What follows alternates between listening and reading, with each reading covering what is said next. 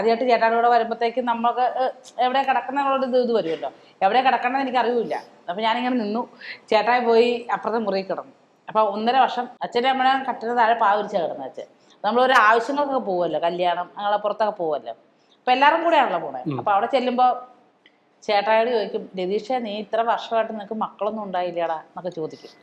അപ്പൊ കേട്ട് ചിരി വന്നാണ്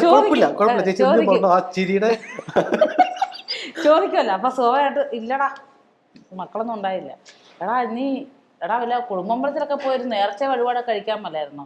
ഉരുളിയൊക്കെ കമത്ത് തൊട്ടിലാട്ടുന്ന പരിപാടിയൊക്കെ ഉണ്ടല്ലോ, മണികെട്ടുമൊക്കെ ഉണ്ടല്ലോ, അതൊക്കെ ഒന്ന് കെട്ടി നോക്കണം, ചിലപ്പോൾ ഉണ്ടാകുമായിരിക്കും. അപ്പൊ ചിന്തിക്കണം, ഞാൻ ഇവിടെ അച്ഛൻ്റെ അമ്മയും കൂടെ കിടക്കുന്നത്, ഈ പുള്ളി അപ്പുറത്തെ മുറിയില്ല, അവിടെ കിടന്നോണ്ട് തൊട്ടിലാട്ടാൻ പോവല്ല ഞായറാഴ്ച പുള്ളി. അതെനിക്ക് ഞാൻ പറഞ്ഞിട്ട് ഞാൻ റീൽസ് ആയിട്ട് കണ്ടപ്പോ എനിക്ക് ഭയങ്കരമായിട്ട് ചിരി വന്നു, ദൈവം. പക്ഷെ അത് നോർമലി പറഞ്ഞു പോയതാ, അല്ലാതെ ചിരിപ്പിക്കാൻ വേണ്ടി പറഞ്ഞല്ല.